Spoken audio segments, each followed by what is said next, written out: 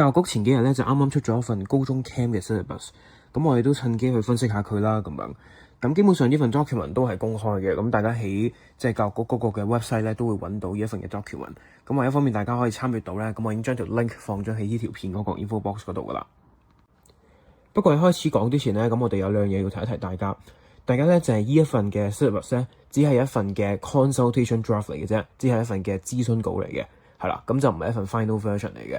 另外咧就係呢一次改 syllabus 係喺2029至30年嘅 Form 4開始咧先會實施，咁即係話第一年嘅 DSE 係用新 syllabus 咧，已經係講緊2032年嘅 DSE 噶啦。咁所以對於大部分嘅同學嚟講咧，應該今次改 syllabus 咧就對大家冇一個直接嘅影響嘅。咁不過大家都可以當即係聽下咁樣啦，因為有時都會有啲人話，即係如果喺改 syllabus 之前嗰幾年咧，咁一啲就係俾人 cut 嘅 content，咁可能傾向會即係問多少少咁樣，咁或者就係佢改 syllabus 嗰個方向咧，亦都可以透露到一啲嘅 clues 俾大家聽，究竟佢傾向喺嚟緊嘅 DSE 係諗住點樣出嘅。咁今次改 syllabus 咧 ，EAA 即係考評局咧，亦都出咗一份嘅 sample questions 嘅。咁呢一份 sample questions 我哋都會拍片去講啦。咁我哋就會將條 link 咧就放喺呢一條片嘅 info box 嗰度嘅，即係當我哋拍完嗰條片同埋出完嗰條片之後。如果大家睇翻呢份 sample question 第3條嘅 long cut 咧，會發覺佢同2026年 DSE Paper 1B 其中一條嘅 long cut 咧係非常非常之似嘅。咁所以 that's why 我頭先就話，就算今次改 syllabus 未必直接影響到你考嘅嗰一屆 DSE 咧，咁其實都會俾到少少嘅一啲嘅啟示俾我哋，究竟佢嚟緊係諗住點樣出題目嘅。咁講翻份 syllabus 先，咁我相信今次改 syllabus 咧最明顯嘅一個改動就係佢冇咗 elective，因為以往我哋 paper 1係 compile，paper 2係 elective 嚟噶嘛，咁而家咧就變咗做 paper 1同 paper 2全部都係 compile 嚟嘅，係啦。另外就冇 elective 啦，咁 paper 1咧就會係 long cut，paper 2咧就會係 MC 嚟嘅。咁某程度上冇咗 elective 咧都係件好事嚟嘅，即係雖然就話而家你無論做邊個 elective 都好，咁佢都會有一啲嘅機制、一啲嘅 mark 嘅 adjustment， 令到大家個分數係即係公平少少。咁但係始終全部 candidate 做同一份卷咁一定係最公平嘅。咁同埋就係如果冇咗 elective 之後咧，咁會令到成個 syllabus 唔同嘅 session、唔同嘅 topic 咧，相對會連貫少少嘅。因為例如而家我哋要學 session 9 rates of reaction 嘅時候，咁會掂到啲 rates 啦。咁然後去到 session 13 industrial chemistry 嘅時候，咁我哋又會重新學過啲 rates，咁啊再加啲新嘅 kinetics 咁樣。咁而家冇咗 elective 呢樣嘢之後咧，咁兩個 session 咧就可以 combine 埋一齊，咁就唔會咁散咯。咁另外咧就係 MC 個比重咧係高咗啲嘅，咁以往就係18% 啦，因為 paper 1係60%，咁當中有30%係 MC 嚟嘅，咁所以就18%。咁而家就變咗24%，咁 MC 係真係多咗啲嘅。咁整體嚟講啦，特別係近呢幾年咧，咁我覺得 MC 嗰個難度都唔係特別高嘅，咁所以整體嚟講，反而可能呢樣嘢會令到份卷 overall 會淺咗少少。咁另外咧，今次就多咗樣嘢咧，就叫 extension component 嘅，咁我就講明啦。問呢啲 extension component 嘅題目咧，就唔會超過全份卷嘅30% 嘅。不過我相信咧，都冇一個日校老師或者冇一個補習老師會建議一個同學去咁樣做，因為始終講緊成30%咁實在太多啦。即係如果你話可能 aim 嘅 level 未必咁高，咁放棄某一兩種題型或者放棄一兩個好細嘅部分，咁我諗都合理嘅。咁但係如果放棄30% 嘅話咧，咁實在太多啦。多咗 extension component 咧，某程度上係會令份卷淺咗少少嘅。因為呢啲 extension component 咁相對嚟講佢會難少少噶嘛，咁但係咧，咁我哋陣間都會同大家去睇究竟有啲咩部分係屬於 extension component 啦。咁大家會留意到咧，有啲部分嘅本身都考得幾多嘅，咁所以如果佢而家係講明最多考30%，咁即係相當於講緊一啲比較難嘅部分，佢唔會考得太多噶啦。咁所以整體嚟講咧，份卷係會淺咗嘅，而且本身又多咗 MC 啊嘛。咁但係如果講緊個時間壓力咧，就有機會會多咗嘅，因為雖然官方就暫時就未出嗰個嘅MC 同 long cut 分別係幾多分幾多條咁樣啦，咁但係如果我哋跟翻而家個 weighting 去咗個估算嘅話咧，咁應該 MC 好大機會係48條，然後 long cut 咧應該就可能會係112分。咁講緊2個鐘15分鐘要做112分嘅 long cut 咧，咁其實都有少少趕嘅。咁呢度咧就係一啲 extension component 嘅例子，咁我都冇 list 晒全部嘅一啲嘅 component 出嚟嘅。咁但係你會見到當中譬如 Hess's law 啊、kinetics 啊、KC calculation 啊、interconversion of carbon compounds 啊、IR 啊、MS 啊等等呢啲咧，幾乎都係每一年都會考嘅。咁所以如果佢真係 cap 住咗最多係30% 嘅話咧，咁呢啲相對比較難嘅一啲嘅 topic，咁係真係會問少咗嘅。咁所以整體真係會簡單咗嘅，有機會。咁之後咧，我就會睇睇成個 syllabus 嘅結構嘅。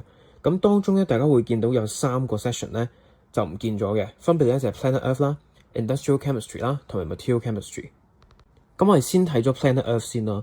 咁 Planet Earth 咧，咁其實佢就搬咗去初中嘅 science 嗰度教嘅。咁基本上成個 session 咧都冇晒咁滯㗎啦。咁啊，除咗 distillation 啊、crystallization 呢啲本身喺其他 session 都會去提及到嘅一啲嘅部分咧，咁係會留咗喺度之外，咁啊其他部分咧基本上全部都冇晒㗎啦。咁不過個地方咧就比較諷刺少少，就係如果你考2031年或以前嘅 DSE 咧，咁你高中嘅時候會讀到 Planet Earth 啦。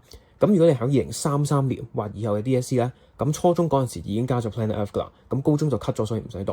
咁但係如果你考2032年嘅 DSE 咧，初中嗰陣時係未加 Planet Earth 嘅，咁但係高中咧又俾人 cut 咗喎，咁所以嗰年咧就咁啱咧係初中同高中咧都唔需要讀 Planet Earth 嘅。咁所以呢個位咧就可以見到今次改 syllabus 咧，似乎相對嚟講咧都比較急少少，咁就冇話等埋初中先一齊係去改高中個 syllabus 咯，咁所以中間就會穿咗個斷層啦。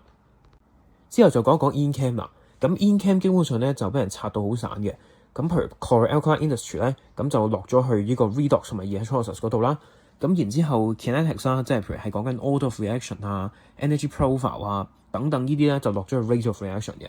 咁然之後 Haber process 啦、compromise 啦、green chem 啦等等呢啲咧，就落咗去 chemical equilibrium 嗰度嘅。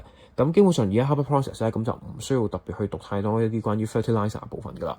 咁其餘嘅部分例如係 methanol 嘅 production 啊、importance of industrial processes， 即係講緊譬如係 vitamin C 點解係要 industrially 去 produce 去 synthesize 啊，咁呢啲嘅部分咧，咁啊全部都俾人 cut 咗噶啦。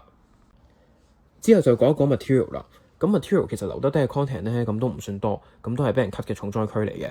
咁例如留得低嘅有 metallic crystal structures 啦、alloy 呢啲，咁就搬咗去 microscopic Rote 1嗰度去教嘅。咁不過相比嗰陣時 material 要讀嘅 content 咧都少咗嘅啦。咁例如係 coordination number 咁唔使讀啦。咁仲有而家只係需要 recognize 翻嗰啲嘅 close packed 同埋 open structure 咁樣嘅。咁另外咧，咁就一啲嘅 polymer 嘅 content 咧，亦都搬咗去 Org Chem 嗰度。咁同樣地啦，咁亦都有部分嘅 content 咧係消失咗嘅。例如係一啲 natural polymer 啦，咁之前真係要讀嗰啲嘅例子嘅，咁但係而家都唔使讀啦。咁另外就有一啲嘅 polymer 係 keep 到嘅，咁譬如 PET 啊、PLA 啊、biodegradable 啊，或者一啲 thermoplastic 啊、thermosetting 啊，一啲咁樣嘅 concept 咧，咁啊重新加翻入去 compound 嘅部分嗰度啦。咁其餘嘅部分咧，咁基本上就全部都冇晒㗎啦。咁除咗話有3個 session 咁就唔消失咗之外咧，咁仲有2個新嘅 session 嘅，咁分別咧就係一個叫 Important Organic Synthetic Products 啦。咁其實佢純粹喺 Org Chem 嗰度拆出嚟嘅啫。咁 Org Chem 原本咧有一部分咧就叫 Important Organic Substances 啦，咁佢就拆咗出嚟，咁然後就再加翻少少一啲嘅 material 嘅 content 啦，即係啱啱所講嘅一啲嘅 polymer 嘅 content。咁另外咧就仲有一個新嘅 session 咧，咁就係關於 SI 嘅。咁嗰個 session 咧，咁純粹係改咗名啫。咁原本咧都有嘅。咁另外咧，呢個 syllabus 咧亦都有一啲嘅部分俾人重整過嘅。咁例如係 metals 咧，咁原本會教到一啲 percentage by mass 啊、empirical formula 等等啦。咁呢啲咧就搬咗去 fossil fuels 嗰課嘅。咁另外 molar volume of gases 咧，咁就搬咗去 acid and base 啦。咁同埋咧一啲關於 Org Chem 嘅啲 chemical test 咧，就搬翻 Org Chem 啦。咁就唔再喺 N Chem 嗰度啦。咁之後咧，我哋就講一講每一個 session 究竟加咗啲咩同埋減咗啲咩嘅。咁為咗方便大家去 follow 啦，咁我哋就會用翻舊 syllabus 嗰個分法去講嘅。咁啊，先講咗 acid and base 先啦 ，section 4。咁咧佢就話而家咧，我哋咧係需要係去知道點樣去將唔同嘅一啲嘅 concentration unit 咧係去做一啲嘅 conversion 嘅。咁近年 DSE 咧都幾中意玩 unit 嘅，特別係譬如將 AMG 同 G 呢啲係要做一啲嘅 conversion 啦咁樣。咁所以佢咁樣加，咁都係 expected 嘅。咁之後咧就講講 section 5 fossil fuels 嗰課啦。咁今次咧佢就好明確咁樣講明，究竟我哋要識啲咩方法係去 minimize 翻嗰個 air pollutants 嘅。咁之前咧咁其實都係純粹要識呢啲嘢啫，純粹今次佢就 list 晒出嚟咁解。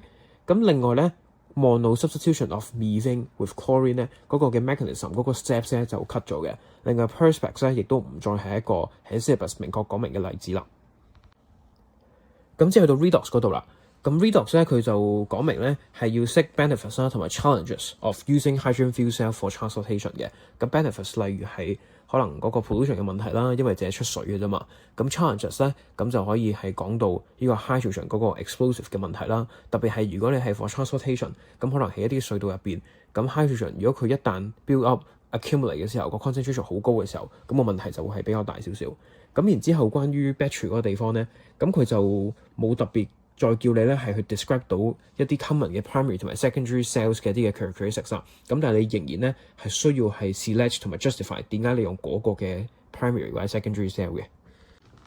Rate of reaction 方面咧，咁佢今次咧就 specify 翻，我哋係需要知道 Avogadro's law 嘅，係啦。咁另外咧，我哋就唔需要再 deduce 嗰個 molar volume of gases 噶啦，係啦。咁以往咧，咁喺 CE 2006年 Paper 1第12條咧，咁係條 essay 嚟嘅，咁咧就係需要去 deduce 翻個 molar volume。咁呢樣嘢咧，咁而家喺新 syllabus 咧就 cut 咗噶啦。